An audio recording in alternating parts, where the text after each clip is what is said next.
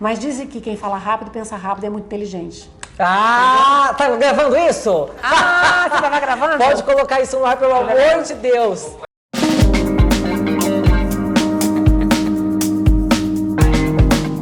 Vamos voltar aqui, gente, ao último pecado de Luísa. Meu Deus, qual será aí, Link? A ira.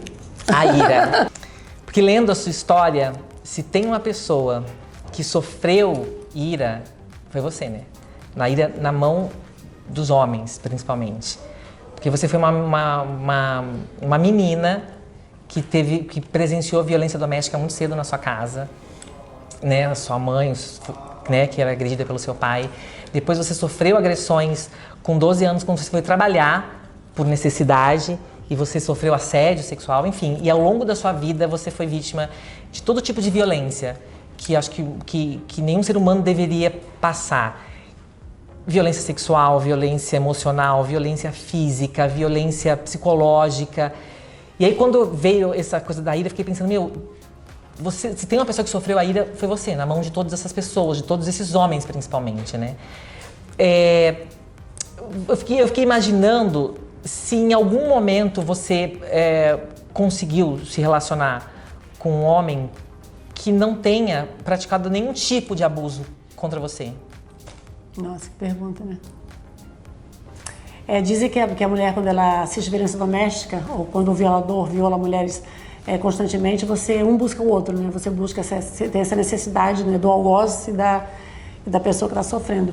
Mas, de fato, eu já pensei, eu já passei minha história limpa e fui buscar assim, qual foi o momento em que eu fui feliz com algum desses homens com que eu convivi. E eu fui feliz com algum desses homens, sim, né? Infelizmente, o último, quando eu conheci ele, era um homem adorável. Era um homem divertido, engraçado, generoso, charmoso. Ele tinha muitas qualidades que eu me apaixonei por ele. No meio desse relacionamento, que durou quase 5 anos, se perdeu o respeito e começou, então, as agressões. O meu relacionamento com o Armando, pai dos meus filhos, foi ótimo. Foi ótimo. Com o meu primeiro marido foi ótimo também. Não foi um relacionamento desgastante, foi um relacionamento que começou e durou pouco tempo, mas foi um cara que me respeitou, que me ensinou muita coisa, que me ajudou, que me tirou do subúrbio. Ou seja, foi quase que um pai, meu primeiro marido, que até faleceu, que eu tenho o sobrenome Brunet. Mas é uma pergunta muito instigante essa que você está fazendo. Mas eu não sinto ira por nenhum deles. Não, você foi vítima da ira deles, de alguma maneira, né? Exatamente. De seus chefes, então, como né? Vítima, quando eu passo a minha história a limpo, que eu vejo que eu sofri todo tipo de violência, a violência patrimonial, a violência no trabalho, que é a violência sexual, junto com a moral sexual. É triste passar por isso, mas hoje eu agradeço a essas experiências que eu tive, porque hoje eu falo para mulheres com experiência pessoal vivida. E quando você tem essa expertise, você consegue se colocar no lugar dessas mulheres e dizer para elas, eu sei o que você sentiu, eu posso imaginar o que você passou. Eu não falo assim, eu li sobre isso. Eu ouvi falar sobre isso. Então eu sou grata, né? Eu tenho gratidão pela ira que eles provocaram em mim, porque me transformou numa mulher forte. Eu não tenho vergonha de falar desse assunto e eu consigo ajudar mais mulheres e ajudar os homens também, para eles entenderem que a ira é um sentimento terrível e que a gente tem que evitar usar eles, que eu acho que é o pior dos 7 pecados capitais. Quando você veio a público falar da violência física que você sofreu no seu último relacionamento, você passou a entender que o que aconteceu com você em outros relacionamentos ou com relação com o chefe, não sei o que, era violência? Ou você já sabia, mas você não conseguia ainda ter essa voz que você tem hoje, essa coragem que você tem hoje, esse repertório que você tem hoje para falar sobre isso? E aí, com o seu último relacionamento, você puxou da sua memória tudo o que aconteceu na sua história para trazer isso à tona? Assim, as primeiras vezes que eu sofri violência, até a violência sexual com 12, eu não tinha nem noção que isso era violência sexual, porque não se falava sobre isso. Violência dentro de casa, que eu vivenciei, não se falava violência doméstica, ou violência contra a mulher, ou violações contra os seres humanos. Essa pauta não existia nessa época. Então, tudo que acontecia comigo, eu achava desagradável a situação de um homem que queria tocar no seu corpo, ou queria te obrigar a você fazer sexo com ele porque você está sendo paga para fazer um catálogo. Era uma coisa que me incomodava muito, e muitas vezes eu abandonava o trabalho no meio, porque eu me sentia mal de sair da sessão de foto com o fotógrafo, aparecendo nu no meio da foto. Eu já passei por isso algumas vezes, inclusive. Então, assim, como não era falado... Como assim? O fotógrafo, ele tirava a roupa? Você estava fotografando e ele tirava a roupa? Exatamente. Eu não estava tirando a roupa, eu estava vestido, fazendo catálogo de maiô, e ele lá dentro voltava nu. Porque ele sentiu tesão e voltou nu. E eu pegava minha roupa e vestia e ia embora.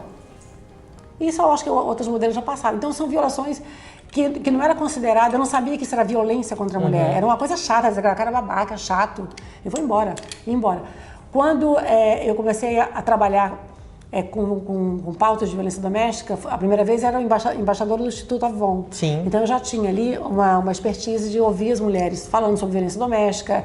É para isso que eu estava ali, para falar sobre enfrentamentos de violência doméstica, câncer de mama e tudo mais. Mas eu não tinha sofrido violência doméstica, de fato. Né? Eu não lembro de ter sofrido isso, eu não reconheço. Eu sofri um monte de violência. Essa ainda não tinha acontecido? Essa, de ser espancada por um homem, ter 4 costelas quebradas, dedo quebrado, olho machucado, fraturas no corpo, eu nunca tinha tido.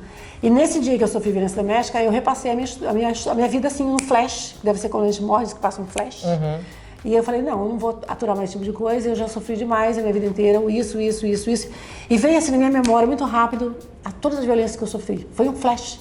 E eu falei, aqui acabou. E foi o que eu fiz. Nesse momento eu acabei. O meu relacionamento, o meu amor, tudo que eu tinha por ele acabou nesse momento.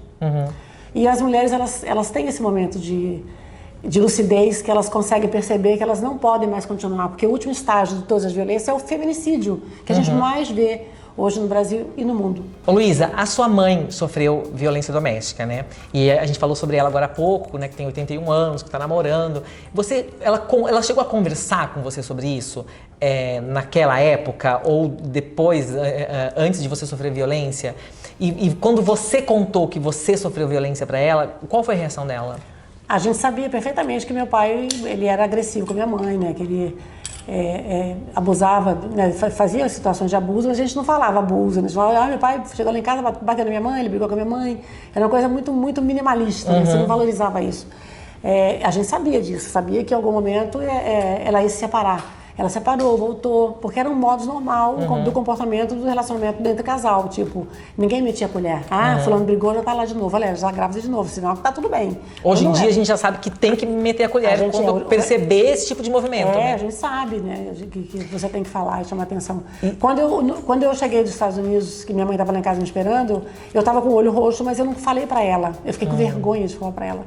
Ela ficou sabendo depois. E ela ficou muito chateada e muito decepcionada, porque ela acha que que ela teve culpa, ela conhecia o agressor e ele parecia um cara tão legal. Então, assim, ela ficou muito embaraçada. Ela ficou muito embaraçada, meu filho e minha filha, que é uma situação natural, assim, eu não culpo ele, não culpo ela, assim, aqui não tem culpado, né? Acho que foi uma situação ruim para todo mundo, para a família dele, para minha família, para ele, para mim, mas hoje eu agradeço. A mulher, quando está sofrendo agressão, ela muda o comportamento, ela muda o olhar, ela fica cabisbaixa, ela não se cuida, ela para de pintar o cabelo, ela não vai no salão, ela às vezes perde peso, às vezes ganha peso, e a própria fala dela é uma fala mais dura, ela fica rude, sabe? Ela fica machucada, entende? Só que ela tem vergonha de expor isso, né? Nem toda mulher expõe as violências que ela sofre, tanto que só 10% das mulheres fazem denúncias, 90% está escondido. Ou seja, por isso é importante a sua voz nessa luta para que as pessoas tenham coragem. Como é que você ajudou a Yasmin passar pelo que ela passou? A Yasmin, ela passou por 2 situações. Ela passou pela separação que ela teve, foi muito tumultuada, né, do casamento dela com o Gabriel, porque as pessoas justamente elas davam uma opinião de como se elas estivessem convivendo, né, no âmbito familiar e tudo mais, e um problema também pessoal entre o familiar dele, que foi desgastante. Eu vi a Yasmin sofrer demais, mas era uma escolha dela de que eu não me metesse, porque eu seria a primeira pessoa que pudesse falar sobre isso com propriedade e colocar todos os pontos que não puderam ser falados até hoje.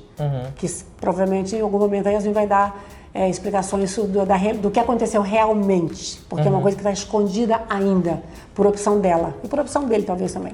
Existe um motivo que futuramente vai ser dito. Agora, essa semana, uma fã da Yasmin, uma fã de uma menina que acho que é da Jade Picon, falou que a Yasmin teria que apanhar igual a mãe dela apanhou. Então, assim, é uma agressão de uma mulher que instiga violência contra outra mulher a troco de nada. Se nós mulheres estamos lutando por uma pauta de igualdade de gênero e sem violência. Então, somos muito mais mulheres no mundo e muito mais mulheres no Brasil também, que deveria ter uma união de mulheres com o mesmo propósito de quê? Que a gente tenha respeito, que a gente seja respeitada pelos homens e que a gente tenha uma igualdade de gênero, que a gente possa trabalhar e usar o que a gente quiser, falar o que a gente quiser e ser respeitada. Só que determinadas mulheres fazem essa pauta cair quando elas fazem isso. Porque os homens falam, tá vendo como é que é? Aí, ó, até as mulheres estão falando isso. Então, ela desqualifica o que a gente faz. A gente luta para uma conquista e vem mulheres que derrubam essa conquista. A sua própria voz foi desqualificada no começo, né, quando você começou a falar sobre essa pauta. Hoje em dia você já percebe que existe muito mais respeito por isso? Tenho certeza absoluta. Porque eu, quando vejo você falar sobre isso hoje, eu vejo que as pessoas param para ouvir o que você está falando. Naquela época, eu me lembro de você estar falando e as pessoas estavam te julgando.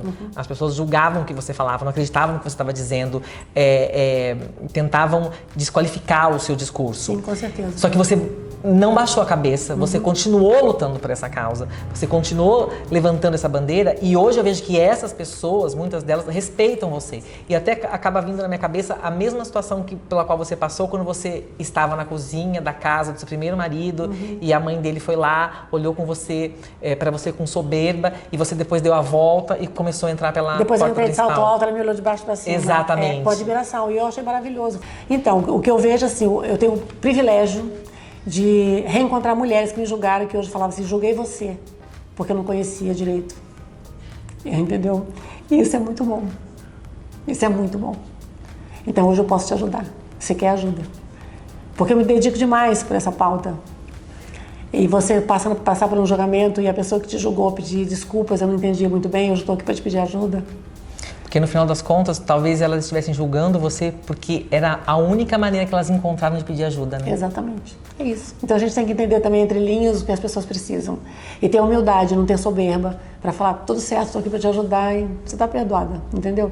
Isso é uma coisa que eu aprendi, porque o ativismo, ele te dá esse sentimento, sabe? Esse sentimento de sororidade, que as pessoas precisam entender o que significa isso, que é perdoar, é você não se magoar com qualquer coisa, você agradecer até o sofrimento que você passou, porque isso é um step para você melhorar. Então as pessoas precisam entender isso. E peraí, pode falar gente. mais disso. Dá licença.